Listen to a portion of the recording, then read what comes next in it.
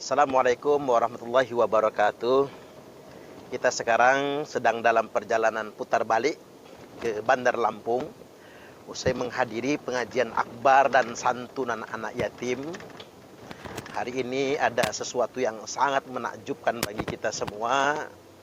Bahwasanya masyarakat daerah Simpang Kayat, Desa Bandar Agung, Kecamatan Sri Bawono, Lampung Timur, masyarakat desa mampu mengumpulkan dana hampir 1,5 miliar lebih atau 500 juta lebih guna menyantuni anak yatim, dan satu anak yatim mendapatkan santunan sejumlah 6.500.000 rupiah. Subhanallah, ini merupakan inspirasi bagi kita semua betapa pentingnya menyantuni anak yatim, dan masyarakat sekitar juga setiap bulannya memberikan santunan berupa kebutuhan makanan pokok buat anak yatim yang ada di sana. Kita semua terinspirasi agama yang sebenarnya bukan di atas mimbar, tapi agama yang sejatinya ada di tengah-tengah masyarakat yang lemah. Selamat menyaksikan tausiah berikut ini. Soalnya, bapak-bapak dan ibu-ibu hadirin wal hadirat rahimakumullah, hari ini kita melakukan syiar. Ada yang nanya sama saya, pengurus NU Pekalongan kemarin mengadakan santunan anak yatim, tapi dinyinyir. Yang nyinyir ngomongnya begini, itu enggak ikhlas, riya, sombong, lan takabur. Waduh. Jadi syiar nyantunnya anak yatim ini bukan riya, bukan sombong. Ini namanya syiar. Setuju apa setuju? Kalau perbuatan maksiat saja syiar, Pak, maksiat saja dipertontonkan kepada khalayak ramai, maka alangkah baiknya kebaikan-kebaikan kita jadikan syiar. Kita pertontonkan, maksudnya bukan sombong, maksudnya agar yang lain ikut termotivasi ingin berbuat kebaikan juga. Jadi kegiatan kita hari ini dapat pahalanya double. Satu, pahala nyantun nanggung anak yatim, sodakoh dapat. Pahala syiar dakwah amar ma'ruf dapat. Pahala pengajian dapat. Barokah ngajilan sholawat dapat. Barokah silaturahim dapat. Maka saya doakan kita semua yang hadir dalam syiar nyantun anak yatim ini, saya doakan masuk surga semua.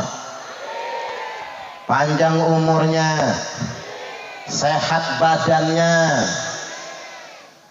lunas hutangnya, rai-rai kreditan, tambah rezekinya, tambah istrinya, nggak bisa, tambah solehah istrinya, Allahumma amin. Mengapa kita semua butuh syiar? Karena berbuat kebaikan tidak bisa sendirian.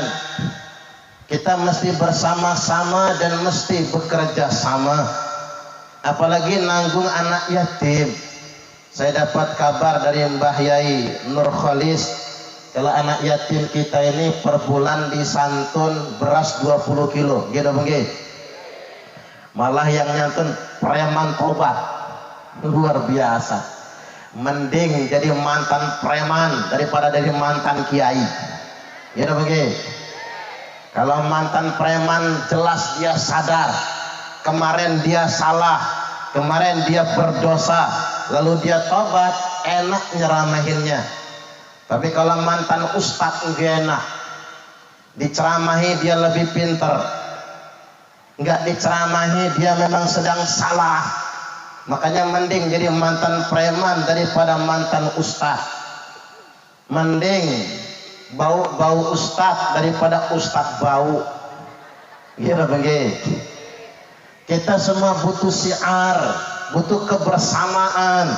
Tidak baik berbuat kebaikan sendirian. Rasulullah sallallahu alaihi wasallam telah bersabda, ana wa kafilul yatim fil jannati hakadha. Saya, kata Nabi, dan orang yang menanggung anak yatim fil jannati hakadha, di surga nanti seperti ini. Nabi memberi isyarat dengan jari telunjuknya dan memberi isyarat dengan jari tengahnya, sedikit direnggangkan. Artinya yang nyantun anak yatim, yang menanggung nafkah anak yatim, di akhiratnya nanti bertetangga dengan Nabi. Baik Bapak Ibu, nyantun anak yatim, kalimatnya ana wakafil, saya dan yang menanggung. Nah, ini pas betul ini Pak Kamidi mengkoordinir majelis taklim lan preman tobat untuk sodako beras 20 kilo per bulan untuk anak yatim. Karena itu masuk dalam kategori kafil, menanggung, bukan cuma nyantun. Kalau nyantun paling setahun sekali, tapi kalau yang namanya nanggung, rutin menanggung anak yatim. Karena itu yang berat Bapak Ibu. Apalagi kita nanggung anak yatimnya bersama kita. Maka rumah yang paling mulia di muka bumi ini adalah rumah yang di dalamnya ada anak yatimnya.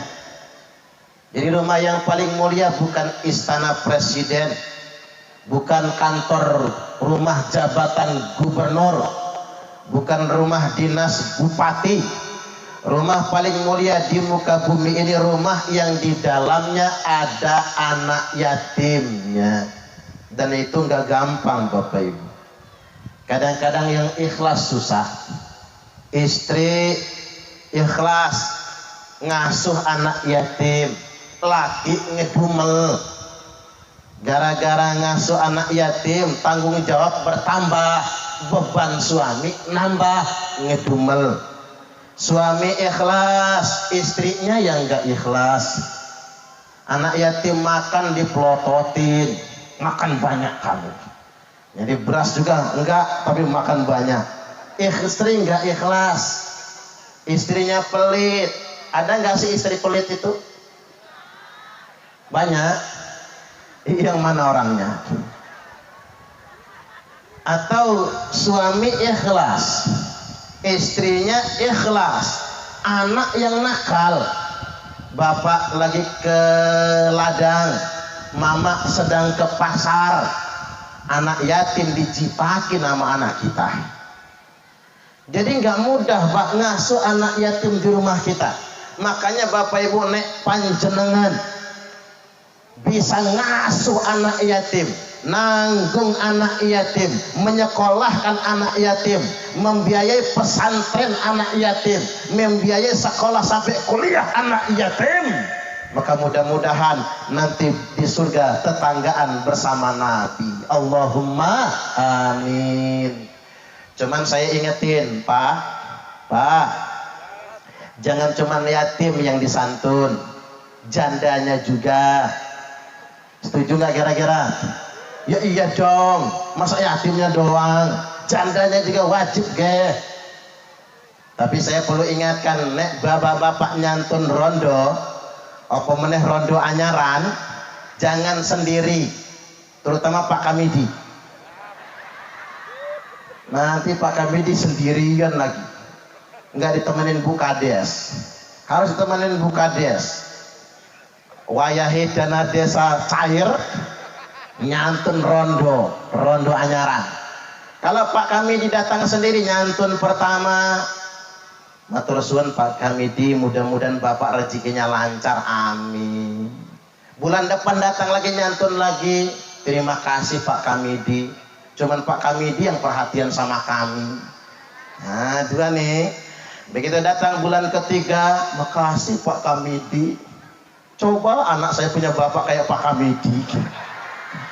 Jadi tuh barang jadi. Maka nggak boleh sendirian, harus ada yang ngawanin. Nah, Bapak Ibu rahimakumullah, mengapa banyak janda? Saya mau kasih kabar gembira buat rondo-rondo. Imra'atan idza mata zaujuha, wanita yang ditinggal mati suaminya, walaha auladun sighar, bersamanya anaknya masih kecil-kecil. Si rondo walam tatazawwaj, enggak kawin lagi, masuk surga. Maka saya doakan rondo-rondo masuk surga semua. Banyak nggak sih janda di sini? Ngacung ya. Pengen tahu ada yang masih bening nggak kira-kira ya? Mengapa janda nggak kawin lagi? Karena sayang sama anak. Betul apa betul? Makanya kalau ayam mati jagonya anak ayam anteng. Ayam yang mati jago, anak ayam anteng. Coba jajal ayam mati induknya, anak ayam kocar kacir. Jagonya udah kemana-mana lagi. Makanya saya ini Bapak Ibu orang Sumatera Pak. Kulo nikah asmane Suparman, namun senes tiang Jawi. Bapak saya Komering, ibu saya Ogan. Lo kok bisa namanya Suparman? Karena lahir bulan Safar, maka asmane Suparman. Nek lahir bulan Suro, asmane Suratman. Nek paing yo paiman, legi yo legiman, pon yo poniman. Jadi di kampung ibu saya nang Batu Raja, ada kakek-kakek Mbah Kakung, unggang-unggang umur 80. Udah tua lanjut usia. Mbah Putri, si Umeh, si nenek meninggal. Belum nyampe 40 hari dikubur, tanah masih menggunduk merah. Si kakek demam menggigil. Pakai suara lagi demamnya. Suaranya sampai dapur. Sama anak cucung ditanya, Mbak nak pecel? Enggak, katanya, enggak mau. Mbak nak bakso? Enggak mau. Mbak nak sate? Enggak, teriak, enggak mau. Mbak nak kawin lagi? Katanya. Langsung mari Pak, ditawari kawin lagi. Nah, itulah bapak-bapak. Banyak janda bertahan untuk tidak menikah ya demi anak, takut dapat suami yang gak sayang anak. Apa iya kalau perempuan janda gak mau kawin lagi karena terlalu cinta sama suaminya? Belum tentu. Tak ulang ya. Apa iya perempuan janda gak mau kawin lagi karena sayang suami? Belum tentu. Karena ada janda saya tanya, Bu, ngapa gak kawin lagi, sayang sama suaminya almarhum? Bukan Pak Ustaz, kapok kalau dapat yang kayak gitu lagi. Ternyata trauma.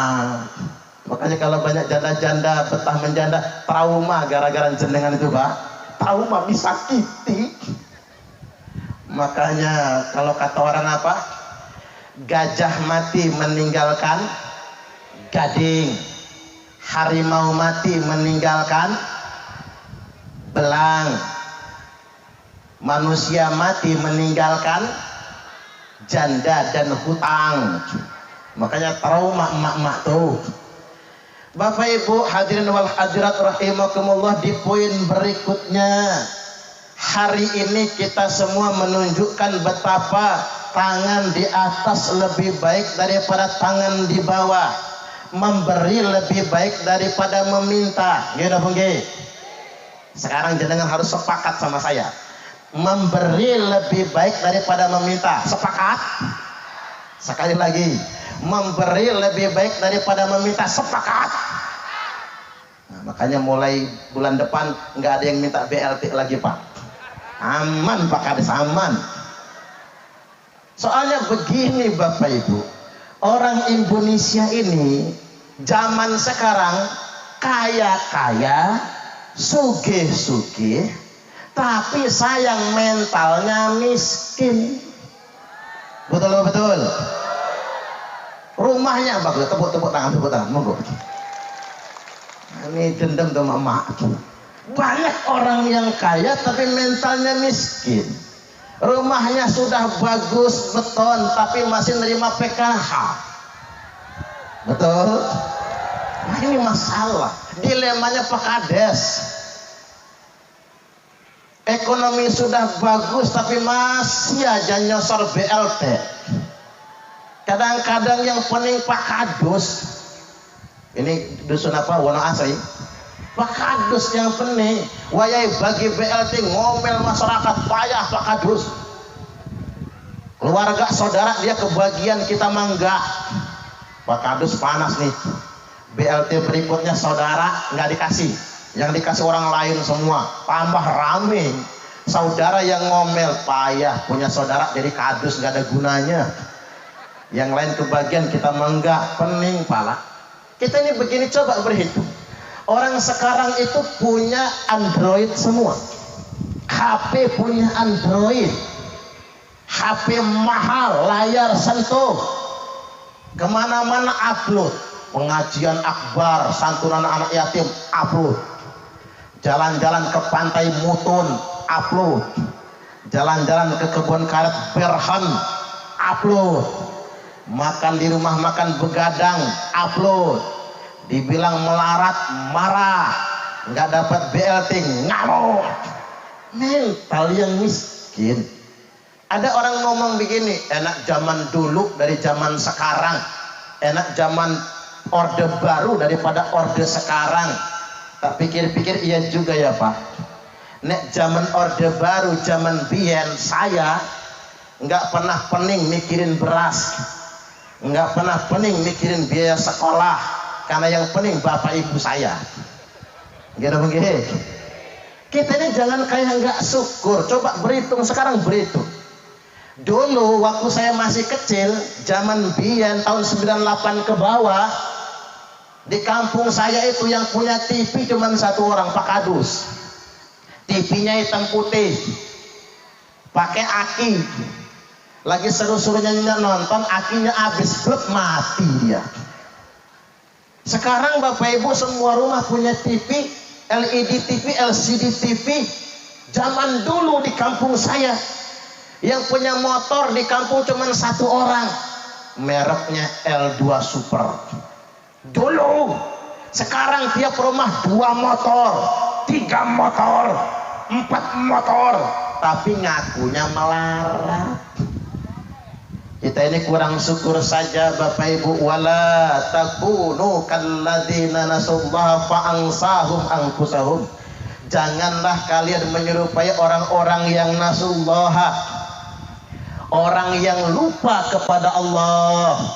Fa'ansahum anfusahum. Akhirnya Allah membuat mereka lupa akan diri mereka sendiri. Lebih baik kita banyak bersyukur. Nah kalau pengen sugih, saya kasih tahu, jangan punya cicilan. Itu yang pening-pening melarat, itu yang banyak cicilan. Benar kalau kata dokter di Jawa Timur, penyebab penyakit bukan makanan, maka jangan terlalu banyak pantangan. Tapi penyebab penyakit itu pikiran, dan pikiran yang paling membebani adalah cicilan. Gini begitu. Motor nyicil, mobil nyicil, rumah nyicil, kulkas nyicil, sprint bag nyicil, seragam pengajian nyicil. Mana nggak lunas-lunas lagi. Itu yang bikin mental orang sekarang itu jadi miskin. Kadang-kadang kita kurang syukur. Apalagi nggak senang sama pemerintah Pak, nyinyir jalan tol. Waduh, biene itu di daerah saya, kalau di sini bawah nama nggak ada ya. Di daerah saya nyinyir jalan tol. Apa jalan tol nggak ada manfaatnya? Apa jalan tol ngutang? Nyinyir. Kemarin begitu mudik Lebaran dia ke Palembang. Pulang dari mudik ngomong apa enak sekarang ya. Ke Palembang cuma 3 jam. Kata saya jalan tol Jokowi, langsung diem dia. Berhenti kita ini nyinyir. Kayak nggak syukur dengan keadaan. Indonesia ini sudah maju Bapak Ibu. Indonesia negara hebat. Negara yang paling hebat bertahan terhadap pandemi. Malaysia sekarang cemburu sama Indonesia. Bahkan siapa presiden yang paling populer sedunia internasional? Jokowi. Presiden paling populer sedunia internasional, hebat. Bukan Vladimir Putin, bukan Joe Biden, bukan Erdogan. Tahu Erdogan nggak Pak? Kelapa muda. Jadi yang paling populer di dunia internasional Pak Presiden Jokowi. Jangan sampai kita kayak nggak syukur, senangnya nyinyir. Saya balik lagi Bapak Ibu. Tangan di atas lebih baik daripada tangan di bawah. Kita memberi lebih baik daripada meminta. Itu akan lebih terhormat bagi kita semua. Makanya saya sarankan orang muslim itu mesti kaya semua. Setuju apa setuju? Tak doakan jenengan sugih. Allahumma amin. Karena begini, Nabi sallallahu alaihi wasallam bersabda, la ba'sa bil ghina liman ittaqa. Tidak mengapa orang bertakwa itu kaya. Enggak mengapa ustadz kaya, enggak apa-apa kiai kaya, enggak apa-apa orang soleh kaya, kata Nabi. Jangan jadi aib. Kan ada orang yang pengen warok, betul Bapak Ibu, pura-pura kelihatan miskin. Enggak apa-apa orang bertakwa itu kaya. Kalau orang soleh kaya, orang kaya kaya, orang bertakwa kaya, anak yatim disantuni, janda-janda duafa terbantu, fakir miskin dizakati, masjid terbangun, pondok pesantren makmur. Gara-gara apa? Orang bertakwa kaya. Walaupun kata Nabi, as-sihhatu liman ittaqa khairum minal ghina. Sehat bagi orang yang bertakwa itu lebih baik daripada kaya. As-sihhatu liman ittaqa khairum minal ghina. Sehat bagi orang yang bertakwa lebih baik daripada kaya. Walaupun kaya itu baik, yang lebih baik adalah sehat. Setuju atau setuju? Saya ngitungnya begini, ada orang kaya, rumahnya mewah bertingkat, mobilnya 4, istrinya satu aja, kayak jangan banyak-banyak. Orang kaya mewah, semua serba ada, tapi kalau kata orang sekarang paranoid, makan apa aja takut penyakitan, makan nasi takut, sayur santan kental takut, sate kambing takut, lauk ikan asin takut, sambal terasi pedas takut. Di samping rumah orang kaya ada orang miskin, rumahnya gedek geribik, atapnya aja asbes bocor, lantainya masih dari tanah, tapi ketiban makan 3 piring.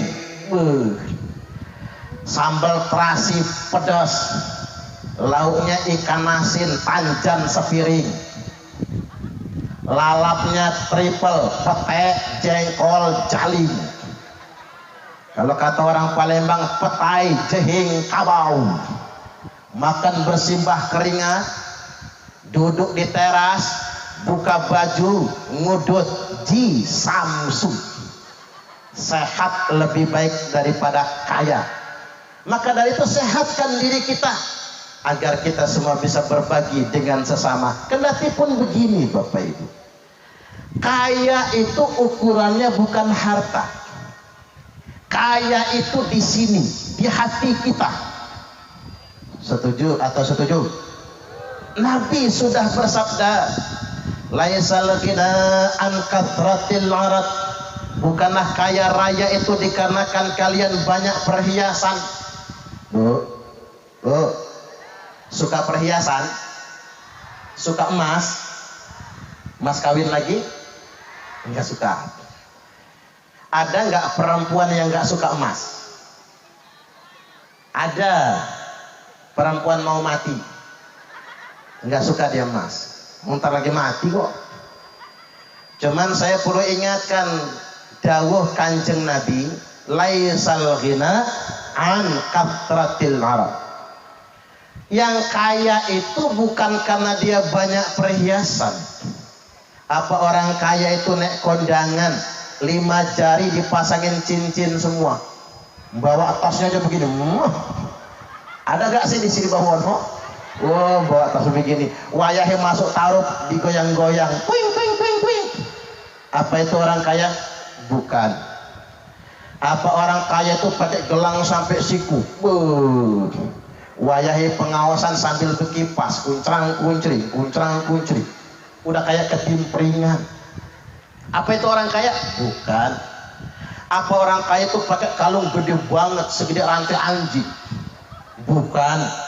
Saya pernah ngisi ceramah ibu-ibu sosialis Tanang Bandar Lampung, Ikatan Istri Pimpinan titik-titik. Gak usah disebut, gak enak belakangnya. Ngajinya bukan di lapangan, bukan di masjid, bukan di majelis, bukan di rumah. Ngajinya nang hotel novotel. Begitu saya masuk ruangan, ibu-ibu sosialitanya berdiri semua, tangan di depan. Selamat datang Bapak Ustadz, keren. Begitu saya lihat kalungnya bu, gede-gede kayak cilok, bulet. Ada yang kayak somai, kotak-kotak. Ada yang liontinnya segede pentolan bakso setan. Itu kalau digawa kondangan nunduk badannya. Nah, apa itu orang kaya? Bukan juga. Walakinnal ghina nafsi, tapi kaya yang sebenarnya kaya jiwa kalian semua. Bukan kaya yang menjadikan Anda bahagia, tapi rasa bahagia yang membuat Anda jadi kaya. Bukan kaya yang membuat Anda bersyukur, tapi bersyukurlah yang menjadikan Anda kaya. Ternyata yang kaya sebenarnya adalah orang yang pandai bersyukur. Bu, syukur nggih.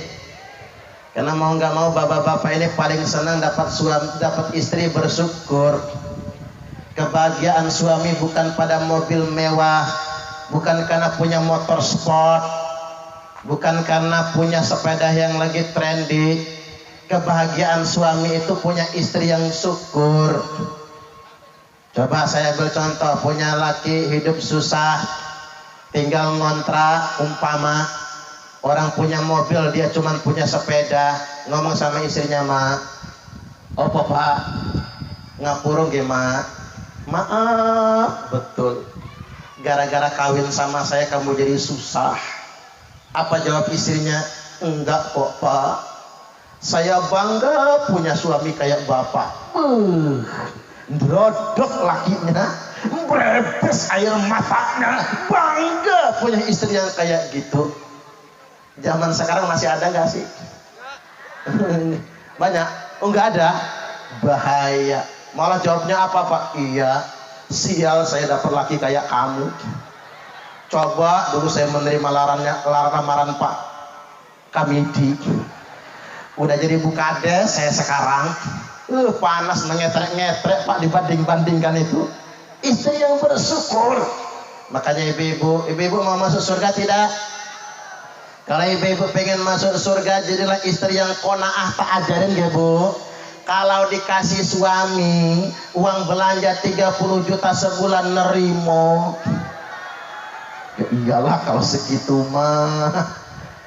Lagian pak, kalau punya duit ya kasih istri itu, jangan pelit sama istri, betul nggak bu?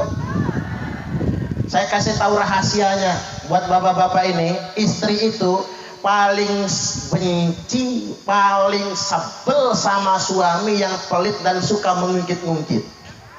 Betul? Nah, tepuk tangan. Dengerin Pak Kamidi. Ngasih nggak seberapa, diungkit-ungkit terus ya. Apa kata orang di media sosial? Ingin istrinya taat, ajarin. Ingin istrinya baik, contohin. Ingin istrinya adem, tentrem, ayem, napahin, cukupin. Ingin istrinya cantik, ayu, modalin. Betul bu? Mahal pak. Bedak yang nggak luntur itu mahal. Makanya ibu-ibu kalau bubar pengajian bedaknya luntur kayak orang kurapan, Itu berarti murahan. Maka bapak-bapak jangan suka ngejek istri. Pengen istri secantik Asanti, belikan bedaknya Asanti. Pengen istri secantik Nisa Sabian, belikan blush onnya Nisa Sabian. Pengen istri secantik Syahrini, belikan lipstiknya Syahrini. Cantik itu butuh modal. Jangan pelit sama istri. Kalau bisa pak, wayahi dapat rezeki mae. Sini bawono mae apa mama? Oh mama mah kator lah bu. Mulai sekarang ganti. Kita mau modern. Mama kali papa ya. Mama, ada apa papa? Sini dulu. Nanti papa, mama lagi membersihkan teletong. Udah selesai mama, sudah papa. Mama sini. Logoh kantongnya. Banting duit 15 juta. Cedek. Ini uang apa papa? Ini uang belanja mama. Enggak tuku cabai, minyak goreng, ongkos anak sekolah, bayar listrik. Kira-kira cukup mama? Cukup papa.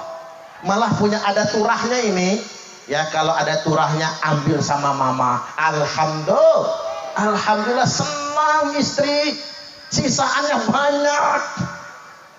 Istri balik ke dapur pengen masak, kata suami, nanti dulu mama, masih ada kurangnya ini, apalagi papa.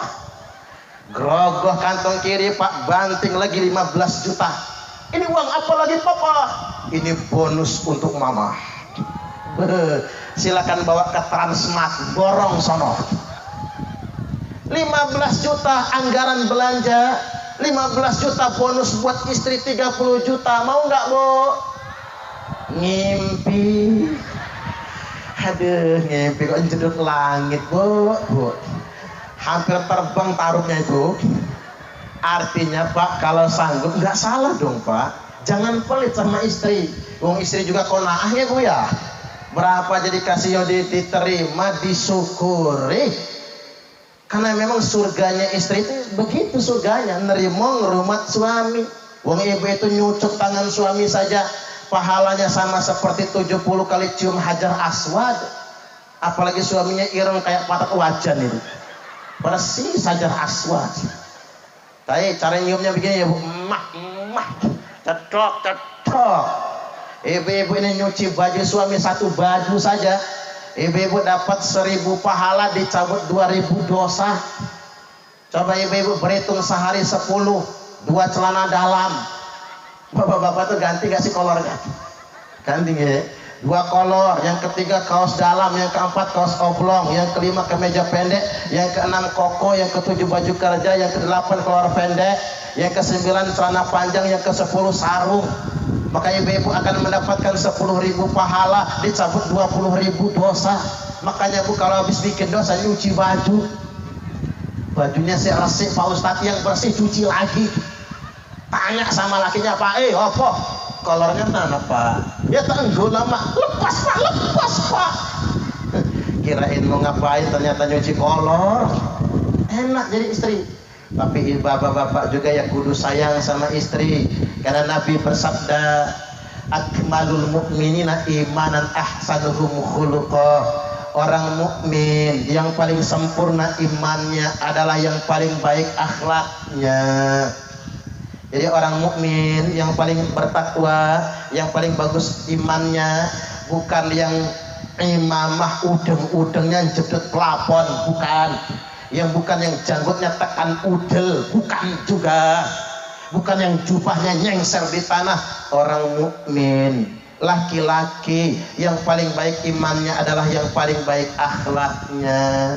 Wa khiyarukum linnisaihim khuluqah. Dan yang terpilih di antara kalian semua adalah yang paling baik akhlaknya dengan istrinya. Kalau pak kami diramah sekali warga, wajar pak, jenengan kades. Pak Babin sekali Pak Babin Kaptipmas ramah sama warga Bandar Agung, wajar. Kalau nggak ramah nggak dikasih kopi. Kalau sedang keliling turun ke bawah. Pak Yai ramah kali jamaah, wajar. Apalagi penceramah kayak saya, kalau nggak ramah nggak diundang ceramah. Anggota dewan nggak ramah nggak dipilih lagi. Tapi kalau suami ramah sama istri itu yang luar biasa. Kalau pengen tahu laki-laki hebat Bapak Ibu, adalah yang paling sayang sama istrinya. Setuju nggak? Yang paling memuliakan istrinya. Ini dawuh Kanjeng Nabi. Wa khiyarukum linisaihim khuluqa. Yang akhlaknya paling baik kepada istrinya, itulah manusia terpilih, itulah manusia terhormat, itulah manusia yang paling hebat. Ini segmen pertama. Segmen kedua, 2 segmen aja ceramahnya.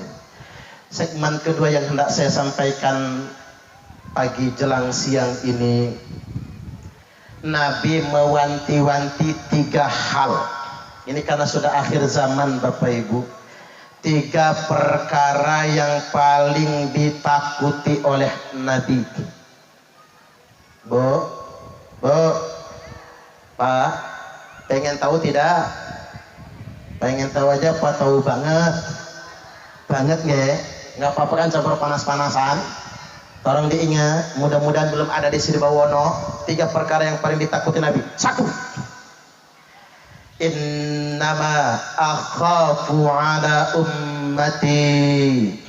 Sesungguhnya, semata-mata yang sangat aku khawatirkan menimpa umatku, 1, al-a'immatal mudillin. Ada imam-imam yang menyesatkan. Orang apa itu al-a'immatal mudillin? Pemimpin yang mengangkat dirinya sendiri sebagai pemimpin dari golongannya sendiri. Tak ulang lagi.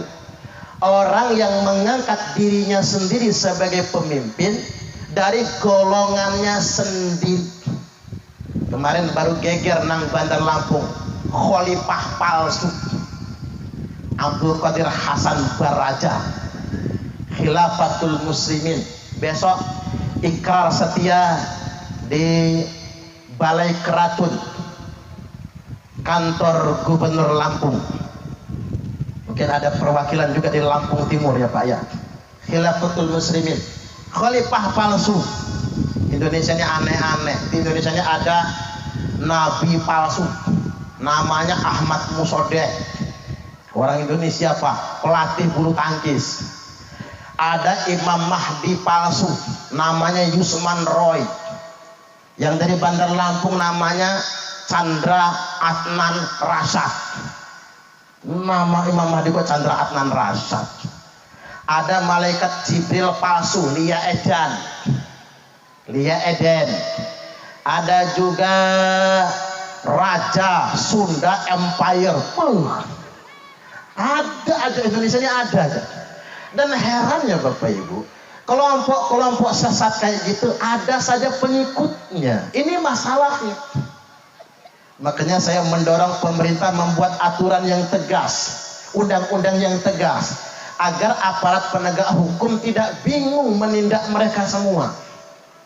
Makanya semua aliran-aliran yang menyimpang, termasuk yang anti NKRI, anti Pancasila, kalau bisa dipidanakan. Setuju gak kira-kira? Biar nggak ada yang merongrong NKRI ini. Ini kekhawatiran Nabi yang pertama, muncul pemimpin-pemimpin kelompok yang menyesatkan. Mereka mengangkat diri mereka sendiri sebagai pemimpin dari golongannya sendiri, bahkan membaiat jamaah. Ini yang sangat dikhawatirkan oleh Nabi. Wa innahu sayakunu fi ummati kadzabuna salasun.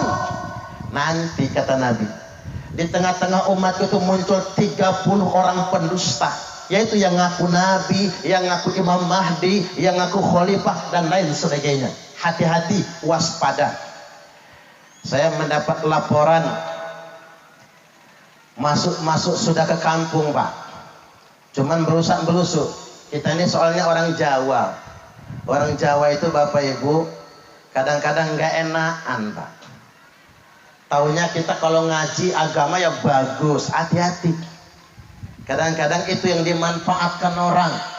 Makanya NU di kampung kita ini mesti dikuatkan untuk mencegah masuknya paham-paham, satu, yang bertentangan dengan akidah Ahlus Sunnah wal Jamaah, dua, yang bertentangan dengan ideologi Pancasila dan Negara Kesatuan Republik Indonesia. Kalau ada begitu lapor Pak Kades, lapor Babinsa, lapor Babin Kamtipmas, mumpung belum terlanjur, mumpung belum banyak. Nek wes kadung banyak nggak bisa Bapak Ibu. Saya kemarin ngobrol sama orang HTI, ex HTI. Saya ceramah di debatnya sama dia, nanti saya upload di YouTube itu. Diskusi saya sama orang HTI.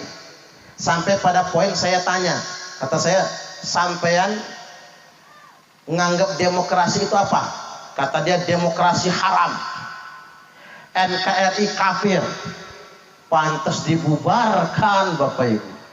Itu kalau HTI nggak dibubarkan, Hizbut Tahrir itu nggak dibubarkan Bapak Ibu, apa jadinya negeri kita ini?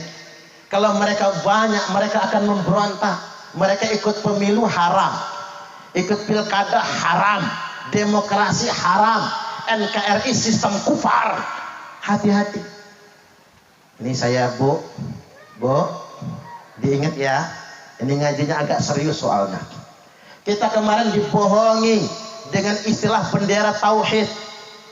Coba, sejak kapan tauhid punya bendera? Lama saya ngaji Pak, nggak ketemu tauhid punya bendera. Kita jutaan rakyat Indonesia dibohongi dengan istilah kalimat bendera tauhid. Mengapa dilabeli bendera tauhid?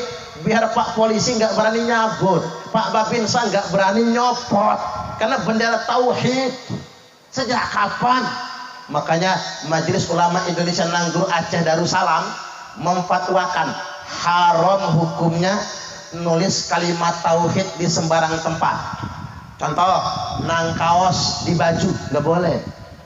Karena ngapa? Baju bakal dicuci. Kadang-kadang masuk kamar mandi. Kadang-kadang ketemu bini males, dicucinya pakai kaki, diinjek-injek. Itu menghina kalimat tauhid. Jangan ditaruh di topi kalimat tauhid, nanti kencing sambil berdiri. Bahkan termasuk ya Bu, liontin kalung. Saya sarankan jenengan jangan pakai lafaz Allah. Karena kalau liontin kalung pakai lafaz Allah, nggak bisa dibawa masuk WC, toilet. Nabi pernah pakai cincin tulisannya Muhammad Rasulullah. Nabi masuk ke toilet dilepas cincinnya. Nan jenengan pakai kalung emas 30 gram, pendolnya 20 gram, 50 gram, peleng palanya, saking beratnya. Kebelet kencing, nguyuh nang SPBU pom bensin. Begitu masuk kamar mandi harus dilepas kalungnya, taruh di depan. Begitu keluar toilet kalungnya hilang. Makanya daripada lafaz Allah, mending nama suaminya yang ditulis di kalung. Kami tiku sayang. Gitu dong. Ini hati-hati. Karena Nabi SAW bersabda, "Idza ra'aitumur rayati sud." Mohon maaf. Imam Ali karamallahu wajhah berkata, "Idza ra'aitumur rayati sud." Apabila kalian semua melihat bendera hitam dikibarkan. Ingat, nyebutnya sekarang bukan bendera tauhid nggih. Nyebutnya sekarang bendera hitam, bukan bendera tauhid. Apabila kalian semua melihat bendera hitam dikibarkan, falzamul arda wala tuharriku aydiyakum wala arjulakum. Tetaplah di bumi kalian masing-masing, jangan gerakkan tangan kalian, jangan gerakkan kaki kalian, jangan ikut-ikutan mereka, karena mereka itu kelompok bendera hitam palsu. Qulubuhum kazuburil hadid. Hati mereka itu keras bagaikan baja. Jangan ikut-ikutan. Coba lihat Pak, yang pakai bendera hitam itu keras semua. Saya ini menangani ex anggota JI Lampung. Serem Pak, nang Lampung ini anggota JI aktif yang sudah ikrar setia NKRI, yang udah nih, yang belum masih banyak.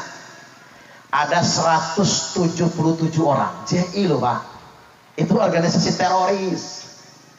Dan rata-rata pimpinan pondok pesantren, pengurus atau ustadz ngajar. Makanya saya kasih tahu kalian jenengan, hati-hati masukin anak ke pondok. Hati-hati. Ada 198 pondok pesantren yang terafiliasi radikalisme terorisme. Tapi jangan gegeran, karena jumlah pesantren itu ada 28.800. Jadi 198 itu hanya 0,7%. Berarti 99,3% pondok pesantren masih setia negara kesatuan Republik Indonesia. Jadi nggak usah khawatir. Tapi itu hati mereka keras, JAD, JI keras. Yang saya heran lagi Bapak Ibu, kemarin hari Selasa yang lalu saya ceramah di Bali, Provinsi Bali, Pulau Dewata, Denpasar. Yang tak ceramahi 100 lebih anggota NII Bali. Bayangin, di Bali yang mayoritas umat beragama Hindu, di sana ada NII. Na'udzubillah.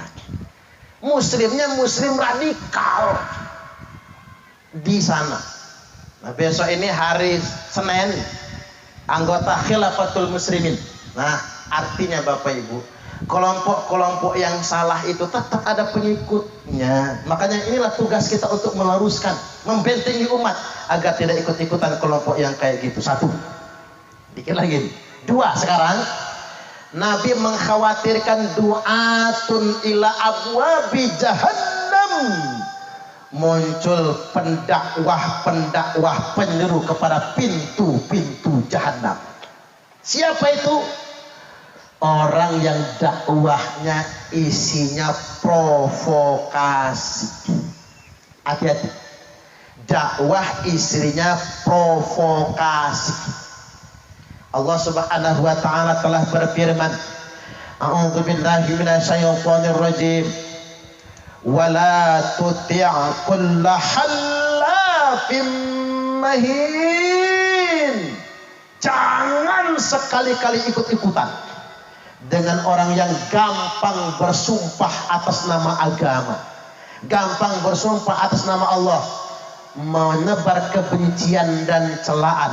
Hammadzim masya'im binamim, menyebar berita bohong, menyebar kebencian binamim yang tujuannya provokasi, adu domba. Hati-hati, pendakwah jahanam kata Nabi, yang tujuannya memprovokasi. Jangan ikut-ikutan yang kayak gitu model. Hati-hati nerima pesan-pesan di media sosial, isu-isu yang sedang banyak berkembang. Hati-hati dengan itu semua. Kalau kita ikut menyebarkan informasi hoax, bohong dan lain sebagainya, walaupun nggak ditangkap Pak polisi, minimal kita akan mempertanggungjawabkan di akhirat nantinya. Ini yang kedua. Kemudian yang ketiga, yang sangat dikhawatirkan oleh Nabi, ketika umat ini sudah saling membinasakan satu sama lainnya. Wa idza waqa'a alaihimus sayf lam yurfa ila yaumil qiyamah.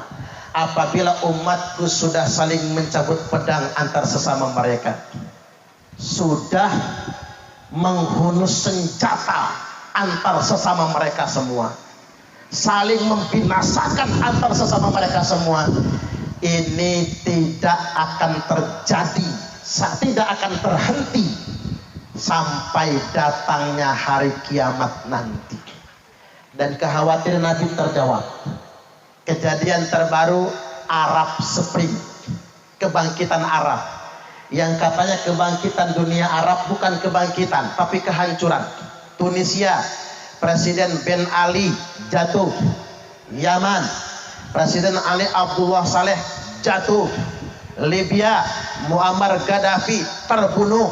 Irak, Saddam Hussein terbunuh. Suriah, perang saudara sampai sekarang nggak selesai-selesai. Yaman, perang saudara sampai sekarang nggak selesai-selesai. Irak, perang saudara sampai sekarang. Afghanistan hancur-hancuran. Ini kenyataan. Somalia, perang saudara sampai sekarang. Hati-hati kalau ada orang yang mengatasnamakan agama untuk melawan pemerintah yang sah.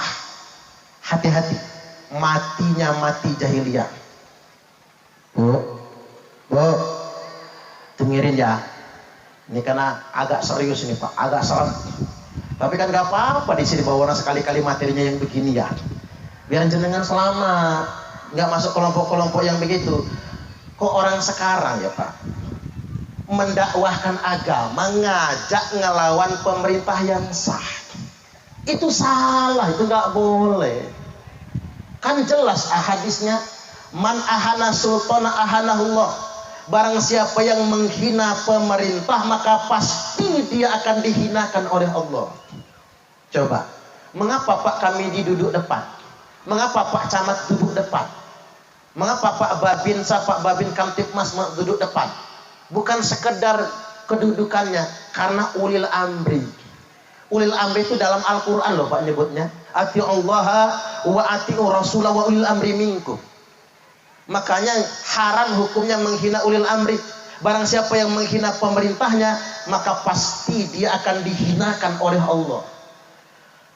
Kok aneh orang menghina presiden Pak? Subhanallah.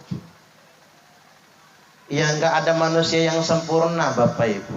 Mungkin jenengan baru senang kalau presidennya saya lah. Presiden Suparman Abdul Karim.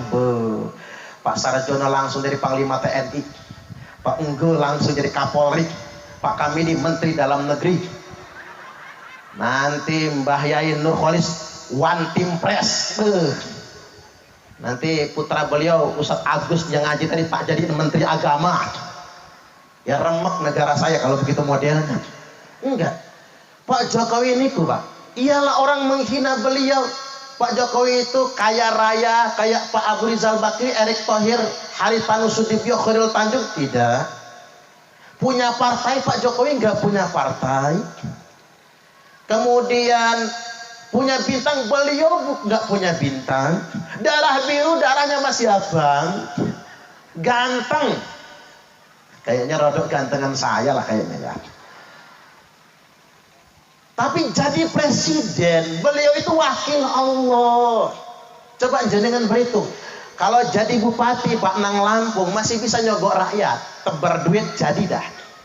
Jadi gubernur Nang Lampung, yang penting ada yang manis-manis tuh. Jadi gubernur di Lampung pakai duit masih bisa. Tapi kalau jadi presiden gak bisa Bapak Ibu. Itu memang sudah takdir dari Allah Subhanahu Wa Taala. Maka orang yang menghina presiden, dia pasti akan dihinakan oleh Allah. Kejadian nyata ini. Nang Bandar Lampung, waduh udah 1 jam dikit aja lagi ya. Nang Bandar Lampung ada penceramah saking sono, gak usah disebut daerahnya, saking sono. Datang ke Lampung ceramah, ngomong apa? Jokowi banci, coba buka celananya, jangan-jangan datang head, datang bulan. Nauzubillah.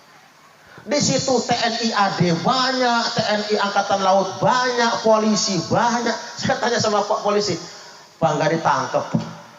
Saking gak enaknya Pak, aparat negara bubar masing-masing pulang. Karena ceramahnya sudah menghina presiden. Apa kata polisi? Itu kalau ditangkap Ustadz, nanti blunder. Dia diterima seperti pahlawan. Wah, dizolimi oleh kekuasaan. Padahal dia menghina presiden loh Pak. Ngomongin Pak Jokowi banci, sama polisi nggak ditangkap, nggak dipenjara karena merasa nggak enak, takut jadi blunder, dia malah dikasihani orang. Tapi Bapak Ibu, benar sabda Nabi, orang yang menghina sultan dengan sendirinya dia akan dihinakan oleh Allah. Bukan polisi yang menghinakannya, bukan penguasa yang menghinakannya, dia sendiri. Akhirnya dia berbuat kesalahan sendiri, masuk penjara. Bukan karena menghina presiden, tapi karena kesalahan dia sendiri. Hati-hati Pak kami, walaupun kumisnya begitu, jangan dihina. Karena beliau presiden kita di desa kita ini. Ulil amri itu sedemikian rupa Bapak Ibu, orang yang punya kewenangan. Saya bacakan satu hadis lagi. Man khala'a yadan min ta'atin, barang siapa yang melepaskan tangannya dari ketaatan, laqiyallaha yaumal qiyamati la hujjata lahu. Dia akan ketemu Allah pada hari kiamat nanti tanpa hujjah sama sekali. Semua perbuatan kriminal bisa ditanya motifnya, tapi ada satu perbuatan kriminal yang Allah nggak tanya alasannya, nggak tanya hujahnya. Saya ambil contoh, di kepolisian itu kalau terjadi peristiwa kriminal yang ditanya motif. Yang lagi geger Jenderal Bintang 2, kan yang dicari orang motifnya apa? Orang maling motifnya apa? Sama di akhirat nanti juga begitu, Pak. Allah nanya, ngapa kamu maling? Lapar ya Allah, udah 3 minggu nggak makan beras, cuma makan jagung doang umpama, makan oyek, makanya maling. Allah dengar alasannya. Allah nanya lagi, ngapa kamu berzina? Istri saya merantau ke Arab ya Allah, udah 5 tahun nggak pulang-pulang. Ya maksud saya masalah alasan jenengan Allah terima atau tidak urusan Gusti Allah ya Pak. Cuman Allah tanya alasannya apa. Tapi ada satu perbuatan kriminal, ada satu perbuatan maksiat yang Allah tidak mau dengar alasannya. Apa itu? Melawan pemerintah yang sah. Waman mata walaysa fi unuqihi bai'atun mata mitatan jahiliyah. Barang siapa yang mati dalam keadaan melawan pemerintah yang sah, maka matinya mati jahiliyah. Nuduh pemerintah zalim, lalu membangkang, lalu melawan, lalu mati. Matinya bukan mati syahid, matinya mati sangit, mati jahiliyah. Kayak saya mau lebih konkret dikit lagi. Pak Enggu kan polisi, Pak Sarjono tentara. Entah beliau ini soleh apa enggak, tapi kalau dilihat wajahnya soleh semua nih kayak calon ahli surga lah. Entah beliau ini sholatnya bolong-bolong apa enggak, itu urusan beliau sama Allah. Cuman saat beliau bertugas sedang menegakkan hukum, keamanan ketertiban masyarakat, Pak TNI sedang menjaga kedaulatan negara, siapapun yang melawan beliau lalu mati, matinya bukan mati syahid, matinya mati jahiliyah. Walaupun ujung-ujungnya tekan pelapon, walaupun janggutnya tekan udel, walaupun jubahnya nyengseng di tanah, walaupun dia teriak atas nama agama, mati melawan pemerintah yang sah, maka matinya mati jahiliyah. Maka jangan pernah ikut aliran-aliran yang mengatasnamakan agama tapi untuk melawan negara, melawan pemerintah yang sah. Dan yang paling sah Kanjeng Nabi, idza ra'aitum ikhtilafan fa'alaikum bisawadil a'dham. Apabila kalian sudah melihat perselisihan yang banyak aliran, banyak kelompok, banyak firqah, banyak organisasi, fa'alaikum bisawadil a'dham. Kalau pengen selamat, ikutilah kelompok yang paling mayoritas, Ahlus Sunnah wal Jamaah. Dan Ahlus Sunnah wal Jamaah di Indonesia NU dan Muhammadiyah. Gak usah yang neko-neko ya Pak. Jenengan yang hobi ber-NU, yang sukanya bermuhammadiyah, monggo bermuhammadiyah. Karena NU dan Muhammadiyah sudah terbukti setia negara kesatuan Republik Indonesia. Tahun depan 1 abad Nahdlatul Ulama berdasarkan kalender Qamariyah. 4 tahun kemudian adalah 1 abad berdasarkan kalender Samsiah. Kita song-song 1 abad Nahdlatul Ulama, merawat NU, menjaga NKRI. Wallahul muwaffiq ila aqwamit thoriq. Wassalamualaikum warahmatullahi wabarakatuh.